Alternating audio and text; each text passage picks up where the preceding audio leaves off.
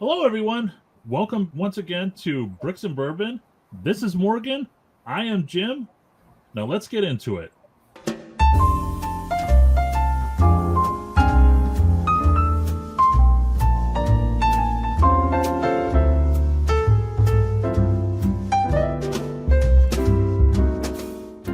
All right. Now, once again, before we start talking about bricks and Lego sets and all kinds of other stuff, I'm going to share with everybody what I'm drinking. I'm currently drinking the Weller 12 Black Label. Can't get it. There we go. Can't get it right until now. But this is a good size. How about yourself, Morgan? I got the Basil Hayden Dark Rye. Nice. I'm a big Basil Hayden fan, the rye and the bourbon, but there we go. They had Basil Hayden, I think a year or two ago, had like a molasses something, and I just like bourbon, and I just put it on my waffles. It tasted like syrup, and then after I had a plate of waffles, my kids are asking me why I'm slurring my voice, but but anyway. So it was kind of unplanned, but this is just the way it organically happened. We are, for the most part, only going to be talking about space sets, right? And, space sets are cool.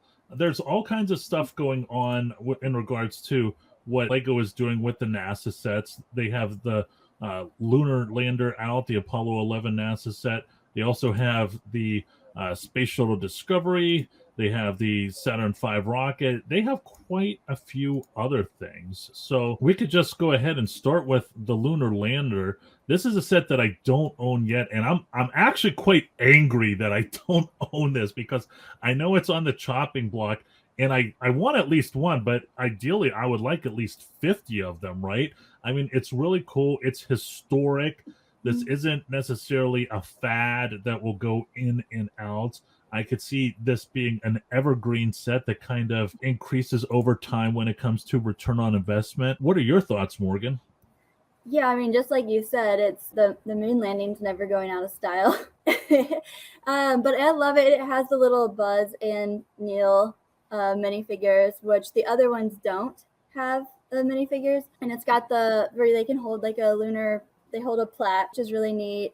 And yeah, I love this one. And parents are going to buy it for their kids because I mean it's educational. I mean it's historic. It comes with the instruction manual that goes through all the history. So I would think every anniversary of the moon landing, it's going to get another boost in popularity.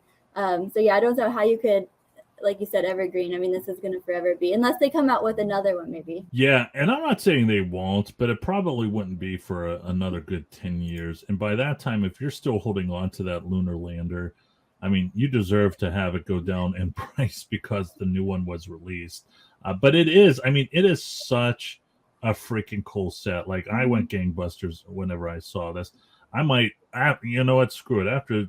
After we're done recording this, I'm just going to go on Amazon and order a couple because I've had enough of dealing with my patience. I'm just going to go ahead. I think I heard it's going to retire maybe mid next year. Yeah. Yeah. So, if there was a time, and here's the deal, you're almost talking about the perfect storm. Let's say hypothetically it does retire mid-year. It's a set that's on the chopping block, right? So when it comes to Black Friday deals and trying to move inventory, I mean, this is pretty ripe whenever it comes for, potentially getting discounts on it. So it's all good stuff. And here's the deal. They're doing NASA right now. Eventually, they're going to be doing SpaceX. I could only imagine a SpaceX Lego set with an Elon Musk minifig. I mean, don't tell me that's not going to be gangbusters when it comes to be... oh yes, definitely. My only complaint about this one is it doesn't come with the Hollywood movie set to make it off. Right, because the moon landing was filmed in San Bernardino, California. Right. That's the only thing this is missing. Right, we're not going to talk about that. But yeah, well, who knows? There could be some mocks, or you could buy some minifig producers, a minifig Steven Spielberg, but cool. And hey, let's jump in. the reason why we're jumping into this set now is because before the recording, Morgan and I were talking about sets that she was putting together, and there's a story to be had. So we're just going to jump into the Saturn V rocket, set number 92176. I have history with this set. Now, I have history with the previous set. It's the same exact set, but a different number. I was getting these sets for around just under $100. They were retailing for $119 and change, and I sold all but I think one or two for around $250, $275 before it came back. So I did pretty well. What are your thoughts on this? Yeah, and Jim didn't know I had these behind me before we started the recording. But when I went down to Legoland, we actually bought these and we put them together on vacation. So quickly, I have to tell there a couple mistakes of putting this together on vacation. One, there were tears involved in putting this thing together. It's very frustrating. I won't say if they were my tears or my 11-year-old's, maybe both, but it was not easy to put together. And then also after we spent all that time putting it together, we are in Florida and we have to get back home. So packaging it comes apart into 3 parts. So we tried to package it into the suitcase and wrap it up with clothes. And sure enough, we get home and open and it's just in 1,000 different pieces. So then we had to try to put it back together and missing half the pieces and trying to dig them out of the suitcase. So just wait till you get home if you are going to put it together. Don't do it on vacation. But can I show it off really quick? Please. Okay. So it is massive. I think it's like, 4 feet tall? 39. Yeah. And it's got all kinds of different compartments. And yes, it probably took about 10 hours probably to put that together. But the first time or the second time? The second time was worse because you can't follow the instruction manual Right. because large pieces are already put together. So that was definitely tricky. But as far as, I mean, it's the same as all the NASA. I mean, it's not going to go out of style. Maybe every little boy is going to want to put this together, or girl. It was fun. Right. But yeah, I don't see this ever being out of style. Even though they came out with this new one, it didn't seem to lose any, popularity. And I don't see how you could go wrong with it. Yeah. So I think I'm going to go, I don't know about deep into this set, but I'm definitely going to buy more. And there is someone that I used to know, and she was a reseller, and she says that she never bets on the same horse twice. And I agree with that. However, I definitely think the Saturn V rocket is going to be the exception to that, because space right now is super hot. We have SpaceX doing its thing. We have Jeff Bezos. We have Virgin Galactic. There's Armatos, or I think that's how you pronounce it. Apparently, we're going back to the moon again. And of course, that's going to be on a sound studio in San Bernardino, California. But space is it. I mean, and so, I'm willing to gamble and have success hit me a second time when it comes to the Saturn V rocket. And I don't actually know what is different. Did they change anything, or is it just a No, they didn't change a single thing. What happened was, I think it just ended, and I think I think Lego is trying to mentally torture some resellers that have a low tolerance to pressure and anxiety, because it was, I mean, when I logged into Brick Picker the night that was announced, I mean, there were practically people getting ready to jump off the top of their apartment building because they were so depressed. And I'm like, listen, you should have held on to it. So the only thing that is different is the set number. And I believe the set number, just coincidentally, talk about a glitch in the matrix. The set number is actually the same as the birthday of the gentleman that, submitted it into Lego Ideas. So, and he's not complaining because he's going to get another check. So, but I love the Saturn rocket. I haven't put together, and I'm also, so I think after this video is done being recorded, I'm going to buy the Lunar Lander, And then I think I'm just going to break out the set, and me and my son might start the Saturn V rocket, hopefully with no tears, but I'll keep you posted. Yeah, well, so now that I've got the two boys, so we have been buying Legos their whole life. But now that I've got involved in this, it's so painful to watch them open them and put them together. I'm like, let's just put that up somewhere. And of course, they don't quite understand where the fun in that is yet. Right. I recently had some TIE fighters delivered, and I always love whenever I get a text message from my wife before 9 o'clock in the morning, because it usually means something's going on. And I got a text message, I'm at work, and it was something like, I hope you don't get too upset. John opened up one of the TIE fighter boxes, because I just recently had a delivery and I didn't hide it from him. And I was like, that kind of comes with the territory. It wasn't the first time he did something like that.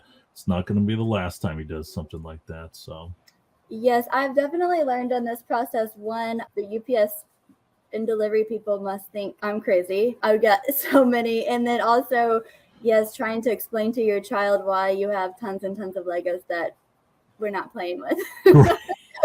Right. Like, oh, I got the newest, coolest, like with the Ghostbusters. I'm like, don't touch that. So that's a little hard for them to understand. But hey, maybe they'll see the value in it and be telling their friends, don't open that. Right. All right. So moving along, we're going to talk about the NASA Space Shuttle Discovery set, which I believe is gorgeous. I don't own it yet, but when I was at the LEGO store around the time that it went on the shelf, they had a Discovery in the plexi squares. And it's, first off, I knew it was a big set. I didn't realize it was going to be that big. And I'm not talking like, the new AT-AT, which is this huge behemoth, but it was a little bit larger than what I thought, which I thought was a good thing. $200 is definitely above my price point. But again, we're talking about more of an evergreen set when it comes to reselling, and I love it a lot. Well, I think with all these NASA, one thing to consider too is if you get one, you want all of them. Right. So, I mean, just like this Discovery is now on our Christmas list because we have the space station and the Saturn V and the moon landing. So now we need the other parts too. So right. I think that will also help as everyone's going to want them all. And I don't want to say it's a complaint of mine, but I thought it would be cool if there was like a John Glenn minifig, because he was in the he took one of the trips up in the Discovery. And I do, and I've said this in the past, I wouldn't consider myself friends with John Glenn, but John Glenn was an acquaintance of mine when I lived in Ohio briefly. And one day, a John Glenn story right here. One day he said to me, "Did you have a good weekend?" And I said, "Yeah." I said, I had my 20th high school reunion. I took my wife up there. We had a good time. And he said, "No kidding." He said, "I took my wife, Annie." I want to say he said to the 60th or 70th high school reunion. And I said, "Okay, cool." And he said, "What about your class? Did everybody show up?" And I said, "We had about 30% of the class show up." And then I looked at him and I said, "What about you? Did everybody show up?" Because, he's much older. And he looked at me, dead in the eye. He said that him and his wife, Annie, were one of the 3 couples that weren't in wheelchairs. And I said, "Well, that's good." But yes, I definitely love the Space Shuttle Discovery. That's definitely a showpiece that I would love to have in my house. It comes with the Hubble telescope. And I believe you were talking about porting out bricks in the previous episode. I think there's some hard to find bricks in the Hubble telescope too. So, there's probably a BrickLink interest in this set as well. I know it has the spring-loaded retractable landing gear. Yeah. Which I've never put anything like that together before seen, so I think that would be interesting. But I do know it didn't come with any of the minifigures, which I know we were disappointed in because there's the perfect little seats for them. Right. Well, cool. If that's a set you get around the holidays, I'd love to hear a video on your review of it, since I definitely haven't put it together. So, and again, hopefully there won't be that many tears involved. So. All right, and it looks like, I think the last set that we had on the slate was the International Space Station. Before I even get into it, usually I'm the one that's talking about why I like it. what are your thoughts on it? And then I'll circle back and share with you my thoughts. Well, the space station, I have it back here too. So Yeah. This one did not involve near as many tiers but it's really, I mean, these parts are this part, and they all come with the little plaque. And again, with all these, they come with the instruction booklet that has all the history. So just sharing that, with the kids, the family, made it all just a neat experience. And like I said, I think that if you buy one of these, you're going to want all of them. And, I just don't see them. The space station's always going to be popular. It's part of history. It's always going to be around. Yeah, I think the International Space Station is super cool. In addition to, space being hot, STEM is really hot right now. It's been hot for years. So parents prompting themselves to purchase things for their children that are STEM related. I definitely think there's a STEM element there. And I didn't even know about the instruction booklet that you talked about. I know instruction booklets will have, a little something about, if it was a set that was actually in existence at one point in time. I could just see parents and their children, going over and talking about the set, which is something I didn't even think of till this moment. So right, yeah, they're really thick, and they're almost like little history books, all of them, that explain, and it makes you want to have to buy all the other sets, because then it explains what is going on. Actually, here, I don't have it here. So yeah, it explains all the other sets also. Yeah, and it goes through the whole history of it all, and then that was smart of them, because then you need all of them. Cool. All right, well, that's all that we really were plan to talk about whenever it comes to the NASA sets. I'm sure there will be more in the next couple of years. And I could be wrong. You've done quite a few NASA set builds, I should say, at your house. You'll get the Discovery eventually. Once you're done, you would probably look forward to LEGO releasing more NASA sets that you could possibly do, or something around the space theme when it comes to either SpaceX or who knows what. Oh yeah, well, and LEGO's done all kinds of space sets, but I think these are by far these are more adult also than a lot of the other ones. Right. Cool. Well, once again, I hope everybody was able to enjoy episode 2 of Bricks and Bourbon. This has been Morgan. I am Jim, and we will definitely catch you next time.